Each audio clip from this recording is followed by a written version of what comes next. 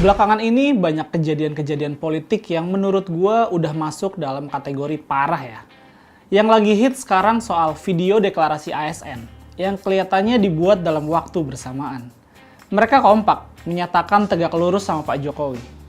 Oke, sebelum lanjut lu simak dulu nih beberapa videonya.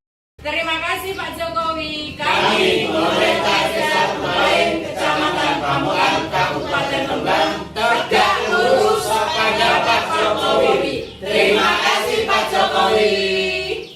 Kami Kades dan perangkat Desa Kenomo, Kecamatan Segan, Kabupaten Rembang, tegak lurus pada Pak Jokowi. Matur nuwun.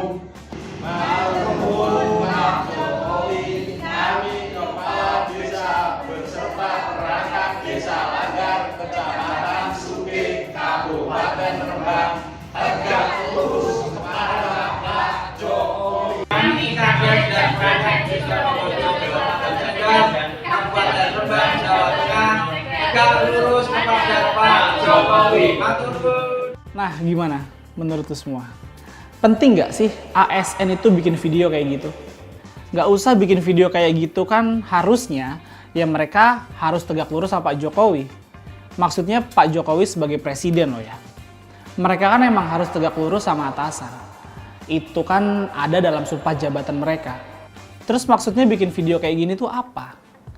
Kalau gue sih ngelihatnya mereka bikin begini untuk urusan politik.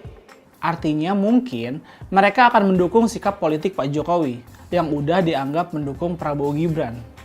Bisa jadi ini sebuah pertanda kalau mereka ingin menyampaikan, Pak Jokowi tenang aja, kalau 02 yang melanggar kami akan pura-pura budek, tuli, tutup mata semuanya.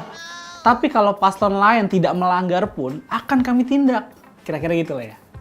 Ya sebagai pejabat daerah mereka akan punya kewenangan untuk melakukan apapun yang ada di daerahnya.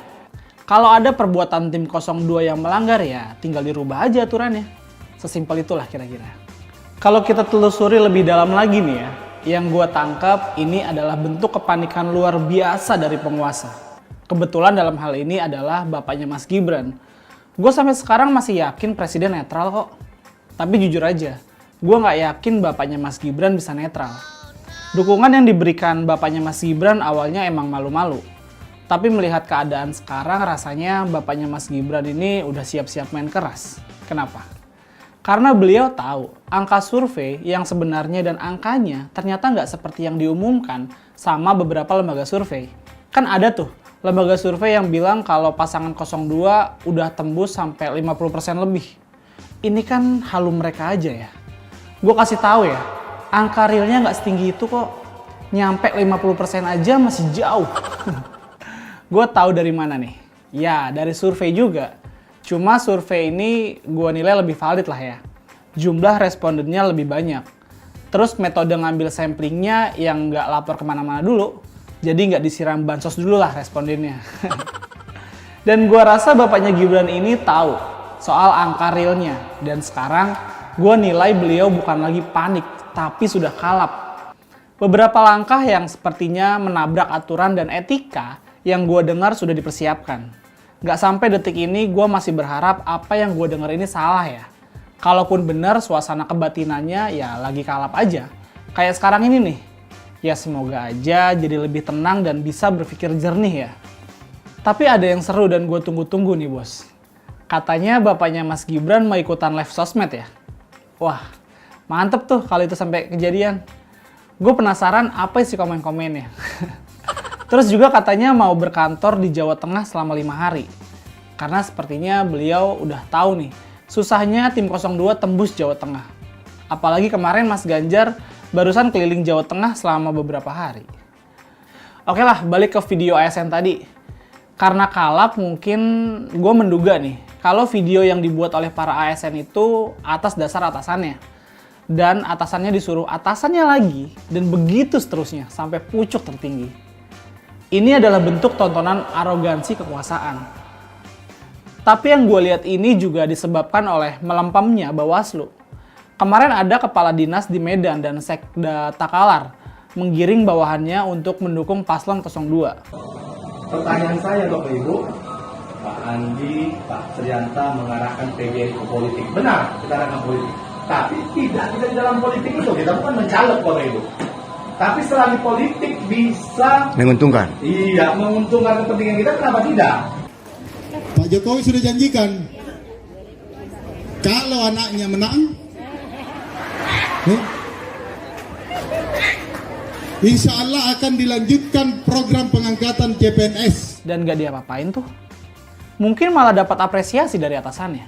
Karena tidak ada lagi sanksi berat yang akhirnya diikutin lah sama orang-orang lain. Karena mereka juga butuh cari muka sama atasannya.